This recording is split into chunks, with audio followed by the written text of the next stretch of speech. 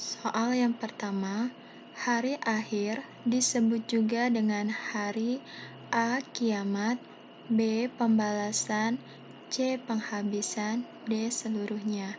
Jawabannya adalah hari akhir itu sama dengan hari A. Kiamat. Kiamat kecil disebut juga dengan kiamat A. Sugro, B. Sebagian, C. Kubro, D. Seluruhnya. Kiamat kecil itu sama dengan A. Kiamat Sugro. Hancurnya alam semesta sehingga alam dunia musnah dan berganti dengan alam baru disebut dengan A. Malapetaka, B. Kiamat Sugro, C. Bencana alam, D. Kiamat Kubro. Jawabannya adalah D. Kiamat Kubro atau sering disebut dengan kiamat besar.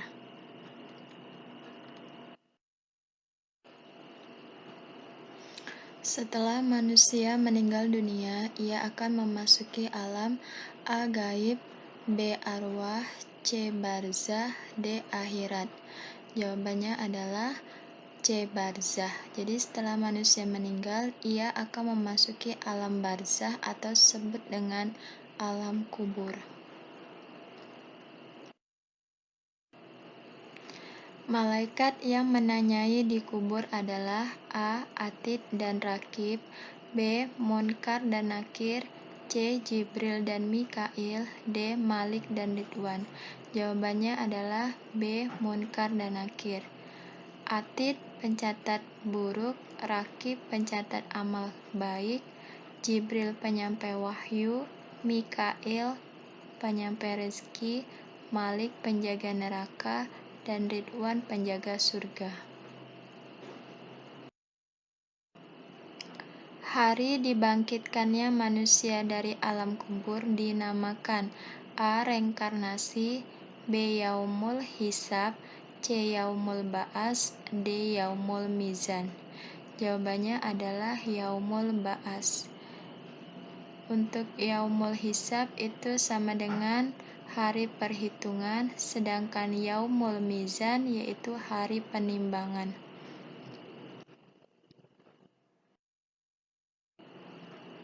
Orang yang dibangkitkan dari alam kubur dihalau menuju suatu tempat yaitu A. Surga, B. Padang mahsyar, C. Neraka, D. Padang akhirat.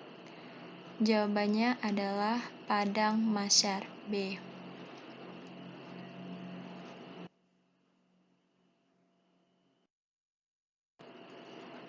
Hari ditimbangnya amal manusia dinamakan A. Yaumul Ba'as, B. Yaumul Mizan, C. Yaumul Hisab, D. Yaumul Akhirat. Jawabannya adalah B. Yaumul Mizan. Yaumul Ba'as merupakan hari dibangkitnya manusia, Yaumul Hisab hari ditimbangnya amal manusia, sedangkan Yaumul Akhirat tidak ada.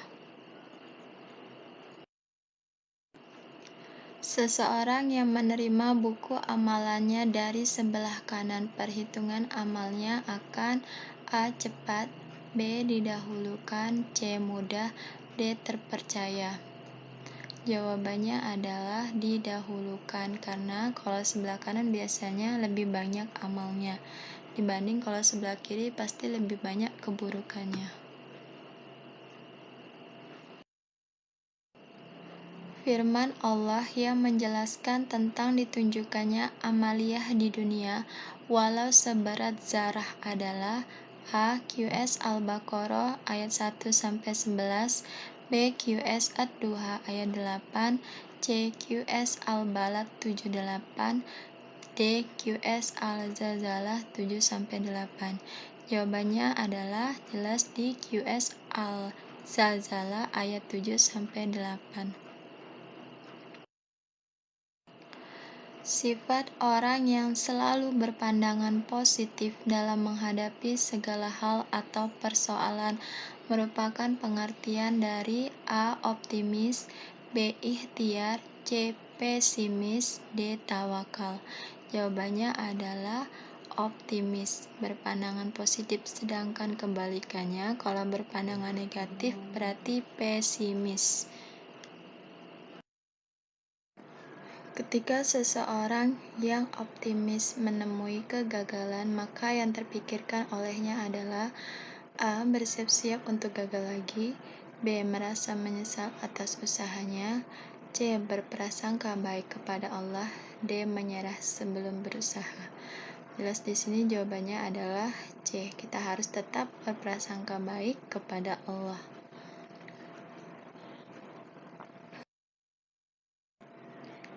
Setiap rintangan kehidupan yang dialami oleh seorang muslim harus dihadapi dengan rasa A. Syukur dan tawakal, B. Sabar dan optimis, C. Tabah dan tawakal, D. Bahagia dan tabah. Jawabannya adalah setiap rintangan harus kita hadapi dengan sabar dan optimis, pantang menyerah. Berusaha bersungguh-sungguh untuk meraih apa yang diinginkan adalah pengertian Al-Tawakal, B. Ikhtiar, C. Sabar, D. Syukur. Jawabannya adalah ikhtiar. Tawakal atau berserah diri kepada Allah harus didahului dengan A. Sikap rendah hati, B. Syukur nikmat, C. Berprasangka baik, D. Usaha yang serius. Tawakal harus didahului oleh sikap berprasangka baik sama Allah. Ketika seseorang yang tawakal mendapatkan keberhasilan, maka ia meyakini bahwa kesuksesan itu merupakan A. Pemberian orang lain, B. Hasil usaha bersama, C. Karunia Allah, D. Suatu keberuntungan. Jawabannya adalah C. Karunia Allah Subhanahu wa Ta'ala.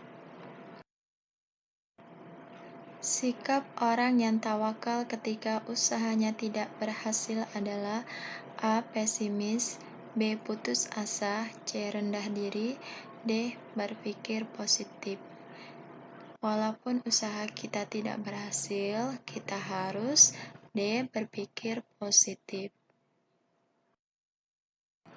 Berserah diri kepada Allah atas hasil suatu usaha setelah berikhtiar dan berdoa disebut dengan A. Tawakal, B. Sabar, C. Zikir, D. Tawadu.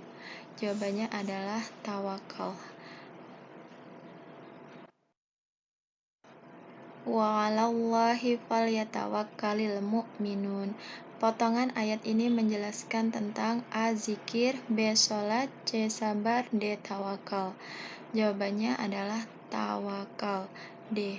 Falyatawakkalil.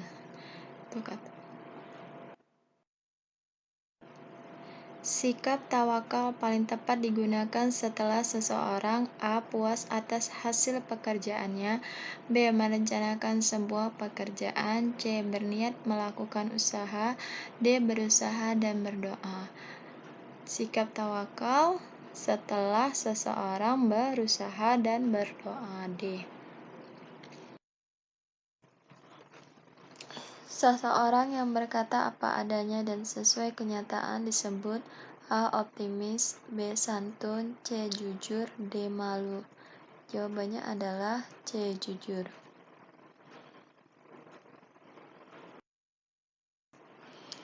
Lawan dari jujur adalah A. Dusta, B. Angkuh, C. Pamer, D. Ceroboh.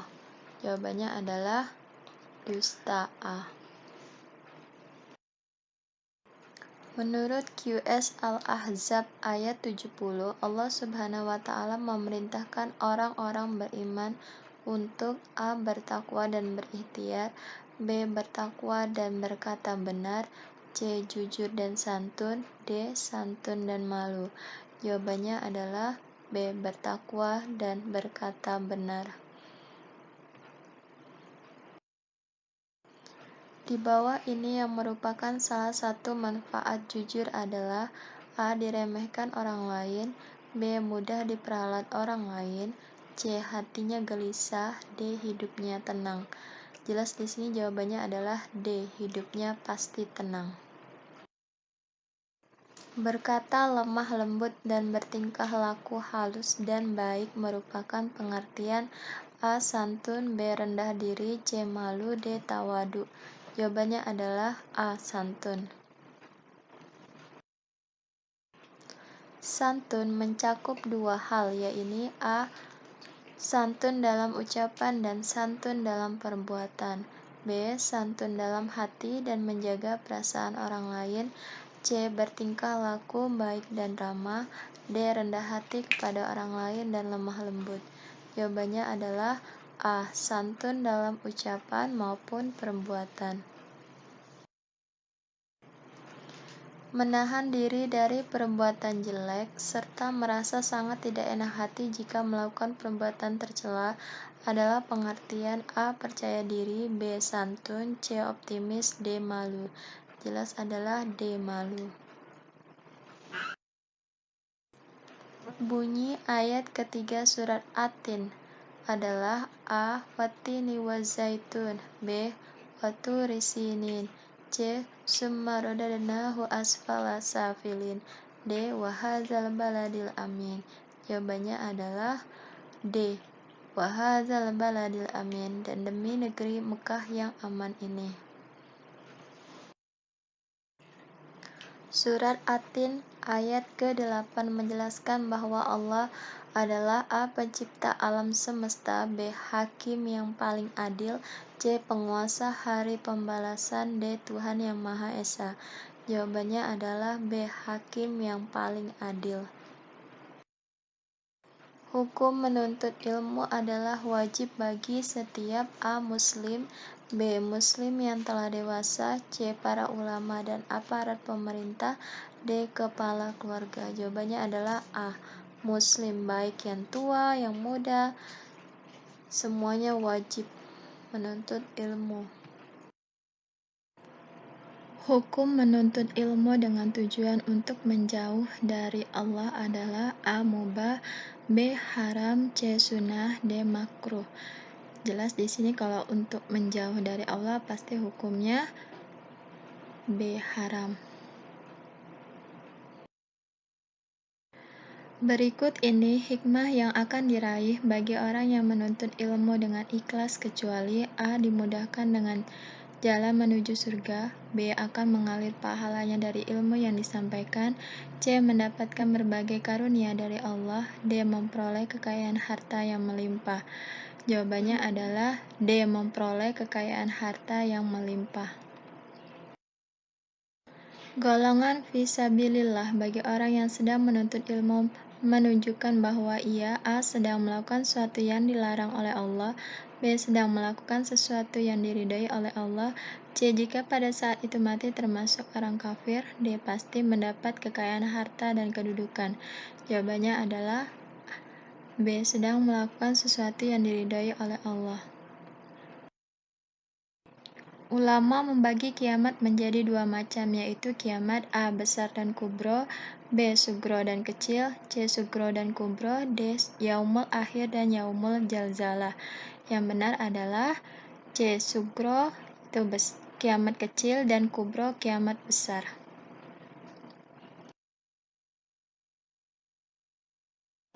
Gambaran manusia pada waktu terjadinya hari kiamat kelak ditunjukkan oleh pernyataan A. Orang saling bekerja sama untuk dapat keluar dari bencana yang dahsyat. B. Manusia merasa gembira karena terjadi peristiwa yang langka. C. Setiap orang berusaha menyelamatkan dirinya sendiri, tidak peduli kepada orang lain. D. Sebelum terjadi peristiwa kiamat, manusia memilih hidup di dalam gua agar selamat. Jawabannya adalah C. Setiap orang berusaha menyelamatkan dirinya sendiri, tidak peduli kepada orang lain.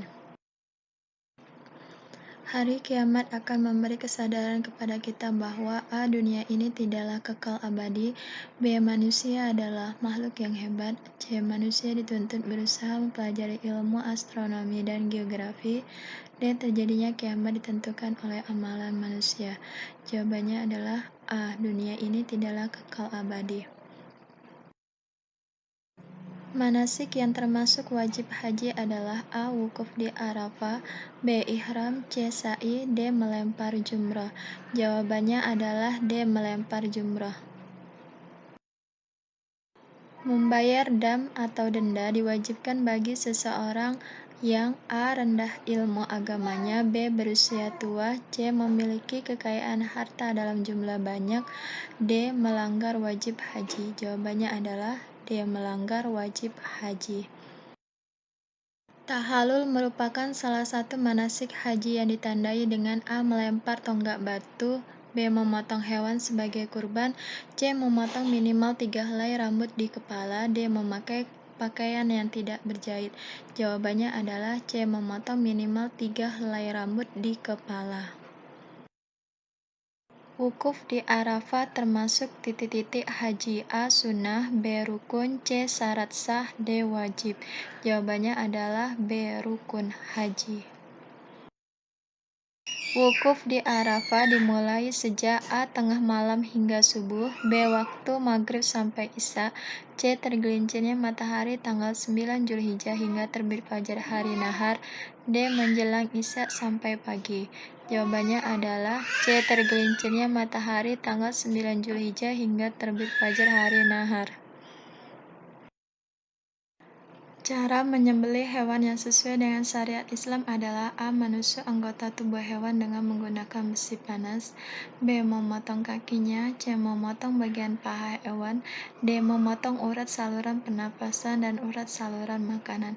Jawabannya adalah d. memotong urat saluran pernapasan dan urat saluran makanan. Jumlah hewan akikah untuk bayi berjenis kelamin perempuan adalah a. 1 ekor sapi, b. 2 ekor kambing, c. 1 ekor kambing, d. 2 ekor kambing atau 1 ekor sapi. Jawabannya adalah c. 1 ekor kambing, sedangkan untuk bayi berjenis kelamin laki-laki 2 ekor kambing. Pada saat menyembelih hewan kurban, seorang penyembelih diharuskan a. berwudu dahulu, b. menyebut nama Allah, c. mengucapkan salawat Rasul, d. mengenakan baju yang rapi. Jawabannya adalah b. menyebut nama Allah.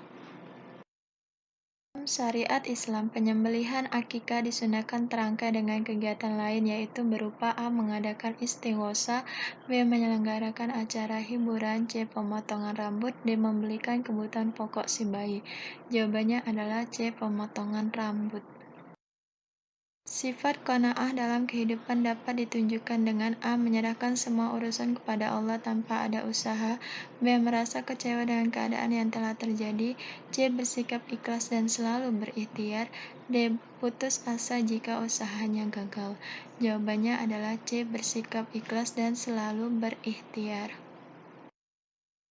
Salah satu kelebihan para wali dalam menyiarkan ajaran Islam di tanah air adalah a. semua wali turut aktif terlibat dalam perpolitikan kerajaan-kerajaan di Jawa, b. berhasil memadukan ajaran Islam dengan adat yang berlaku di masyarakat, c. melakukan dakwah dengan menikahi beberapa istri, d.